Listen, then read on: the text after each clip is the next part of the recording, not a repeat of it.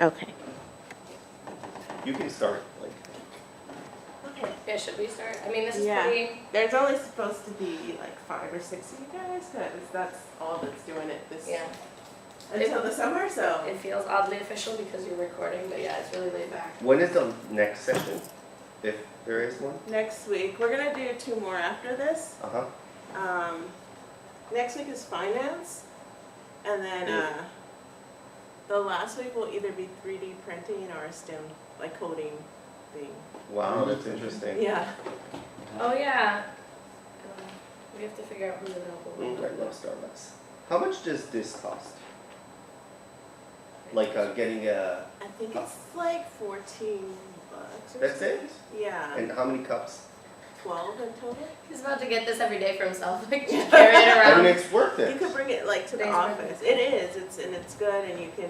I mean, if you have a small staff or a small meeting. It's Right. perfect.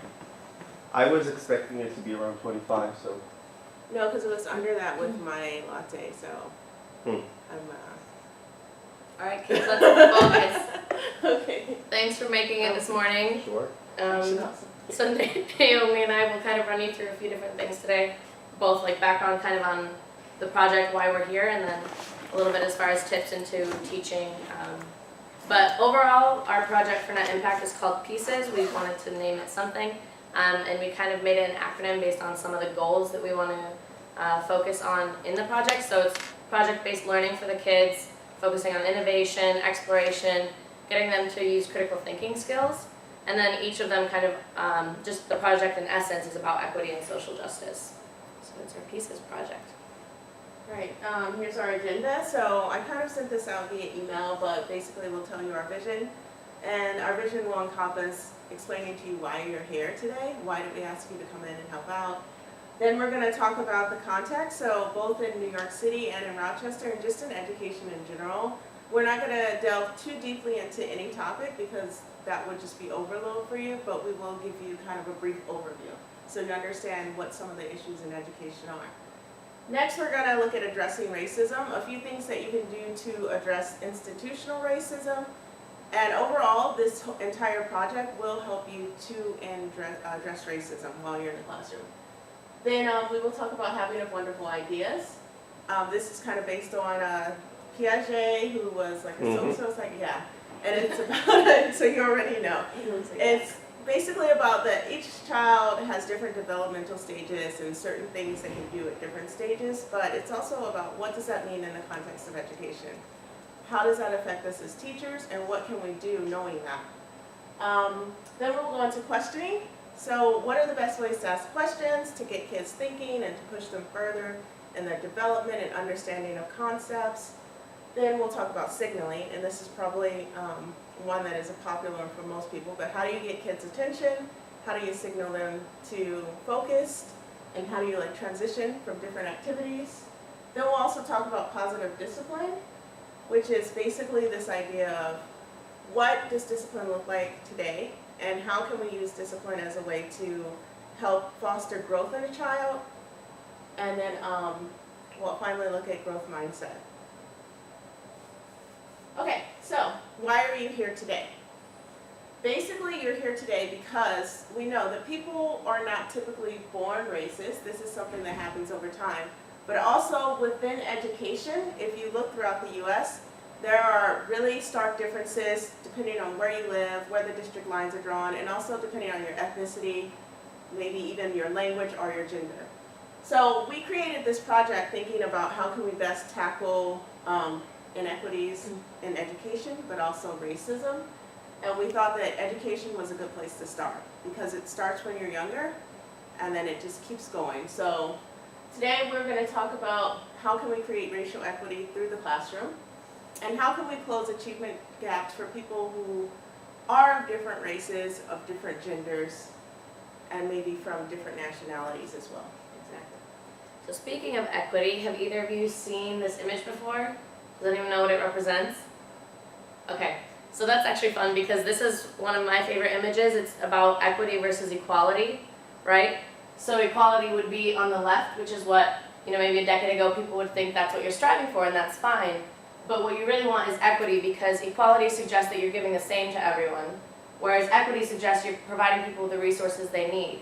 And that's especially important in the United States, given the history that we have. So different groups have had different levels of privileges and resources, and given that you're going to need to provide different students in this context with different things. So this works in the racial context, but also as far as with the students, I know we have about 6 special education students. So kind of keeping in mind that some students might need more support than others, and that's okay. It's just about flexing to their needs. So further in addressing institutional racism, we want to kind of talk you through a few of the statistics and kind of background of the environment we live in. So there's an immense lack of racial equity in the education system, specifically in New York, and even more so in Rochester, which is very concerning. So New York State actually has the most segregated public school system in the country.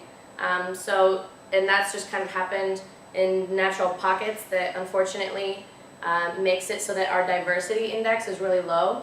What that means is basically that students are really unlikely to go to school with students from other racial groups.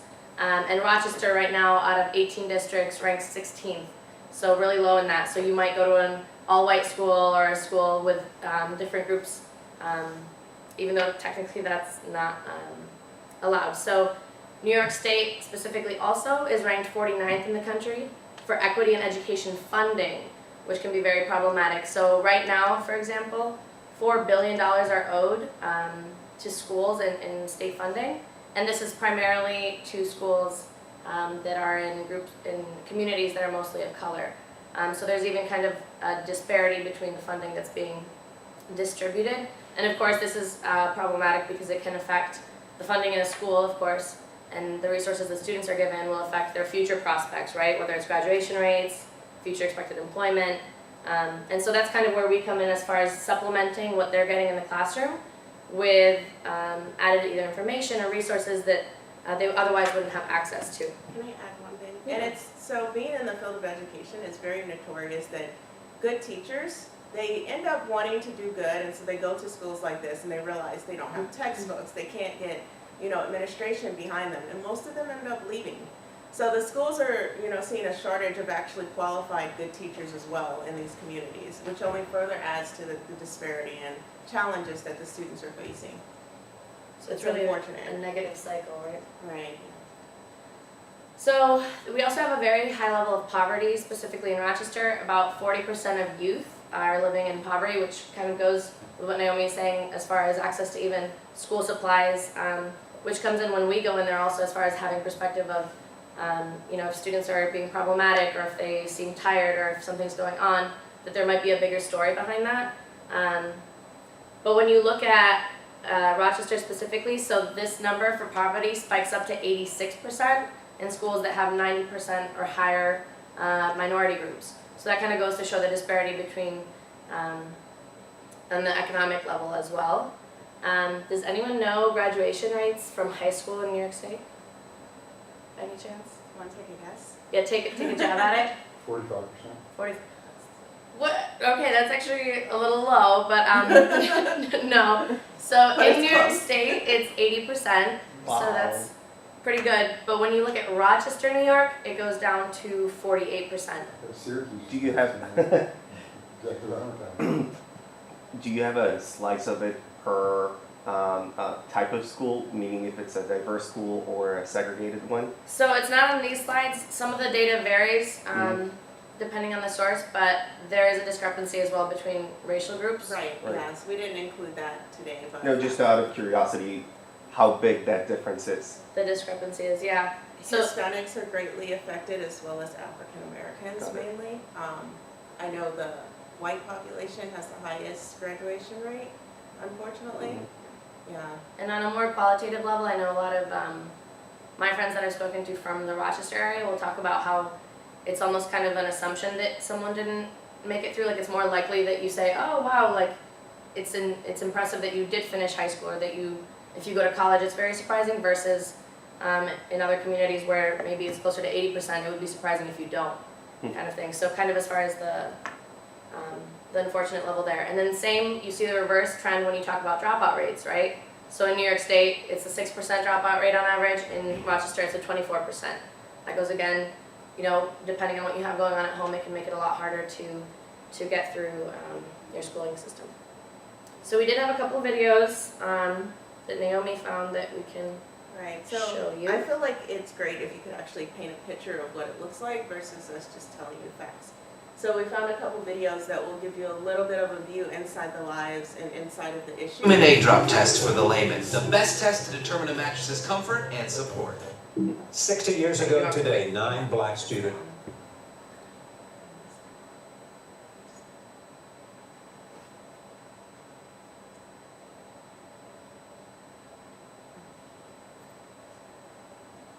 So we'll just have you watch. Entered an all-white high school in Little Rock, Arkansas. Governor Ford has called out the National Guard to maintain order. They will not act as segregationists or integrationists.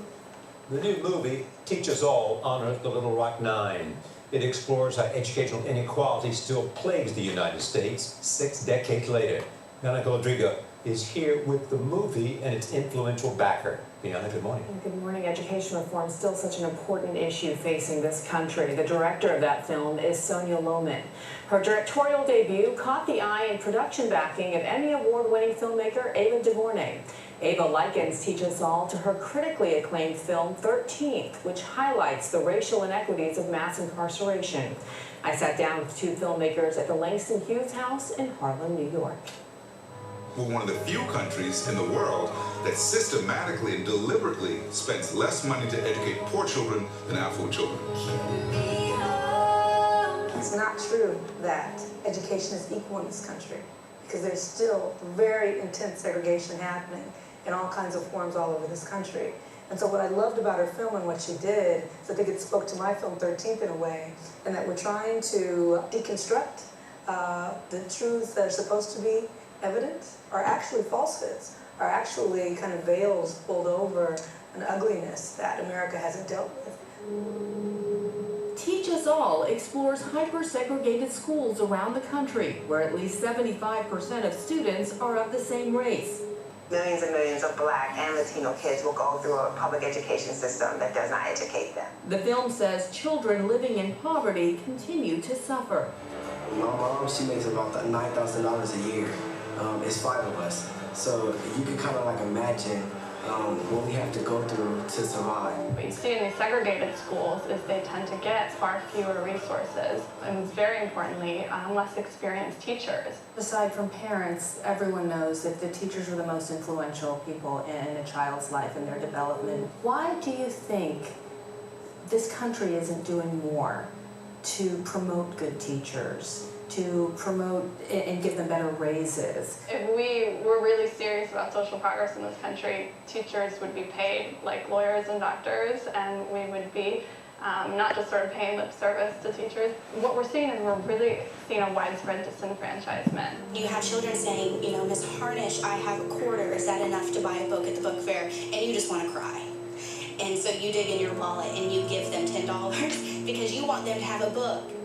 So Ava, is it more of a race issue in this country, or is it an income inequality issue in this country? Is it a mix of both? I mean, definitely they go hand in hand. I mean, you know, class in this country has been conflated with race. You know, with Brown versus the Board of Education, race is protected. It's a loophole. Race is protected, but class was never protected. You know that Black people and brown people are poor in this country, but you say that race doesn't matter, but you know they're still poor, so you don't have to serve that part of it. You think it's a given that a kid should go to school and get an education wherever they live. It's not the environment that a kid should be raised in. It's not like a pretty good, safe environment. What is the solution? I think just sort of that idea again that we were, you know, a lot of people said, oh, we're not racist. But and now we're at a point where it's not enough to say I'm not a racist. You have to actually say I'm anti-racism, and you need to take that stance. For me, it's always going to come back to the students, and that's the connection with the Little Rock Nine, who were teenagers when they took their stand, and they showed such unbelievable courage. such an important film, and the film Teach Us All is available on Netflix today. And you talk about hyper-segregated schools. You know, the average family income is $15,000 at these schools, at public schools, versus $50,000 in the more integrated schools. So you do see the inequity, and it starts at such a young age and affects these children There is a big difference, and that's why I think it's great that they're pointing it out. Ava DuVernay's on a roll, first 13th, now this. Okay. So after watching that, is there anything that kind of stuck out to you or resonated with you, or anything that was shocking that you didn't know about? You were already aware of that? Derek, how about you? I mean, to a limited extent, yeah, aware of it. Okay. One of the things that I just want to point out why, like, this ties into why we asked you here, is that they said that next to parents, teachers are the most influential people in children's lives. And for one day, you guys get to be that teacher, and you get to make a difference in the child's life. Not only that, just the difference in the education between the affluent neighborhoods and the impoverished neighborhoods. In affluent neighborhoods, students get lessons like coding automatically through their school. They get band practice, they get voice lessons. In the impoverished neighborhoods, they don't get access to those classes or resources. The teachers are struggling just to get them up to grade level. So there's a huge gap right there as far as resources that are available. And part of what you're going to do is provide to them what they might get if they were in an affluent neighborhood, and give them those options that they may never have had.